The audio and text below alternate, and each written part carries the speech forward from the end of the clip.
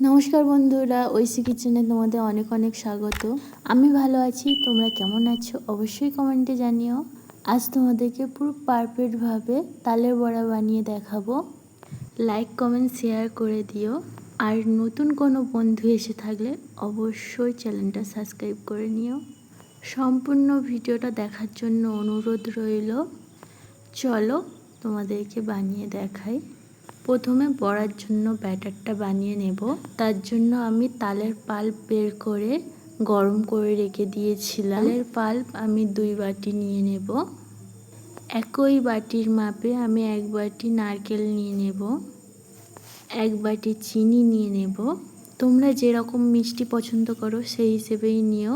ওই বাটিরই মাপের হাফ বাটি সুজি নিয়ে নেব, হাফ বাটি চালের গুঁড়ো, আটা নিয়ে নেব 1 বাটি, কালো জিরে ও মৌরি আমি হালকা থেতো করে নিয়েছিলাম, ওটা দিয়ে দেব, লবণ দিয়ে দেবো পরিমাণ মতো।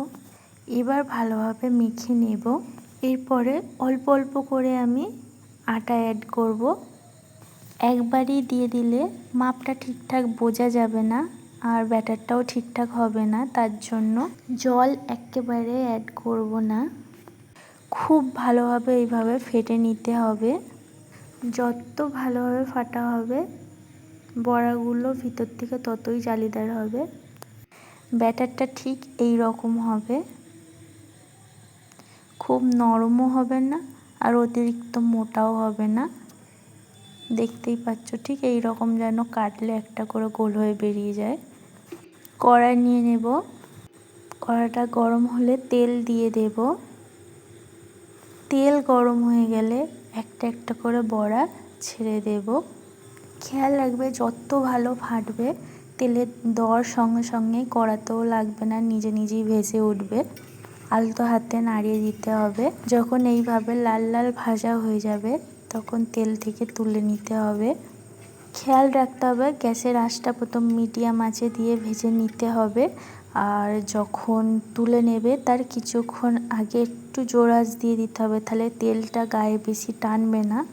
একইভাবে বাকি বড়াগুলো দিয়ে দেব একটা একটা করে ছেড়ে।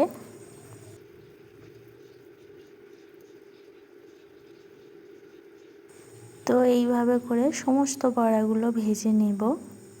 তো দেখতেই পাচ্ছ কত সুন্দর দেখতে হয়েছে। বাইরের দিকটা কুরকুরে ও ভিতরে সফট ও নরম ও জালিদার হয়েছে। দেখো আমি তোমাদের ভেঙে দেখাচ্ছি। তো এইভাবে করে একবার বাড়িতে ট্রাই করে দেখো। ভিডিওটা পছন্দ হয়ে থাকলে অবশ্যই কমেন্ট করে জানিও আর একটা লাইক ও সাবস্ক্রাইব করে দিও। আজ তবে আসি, টাটা। তোমরা সবাই ভালো থেকো।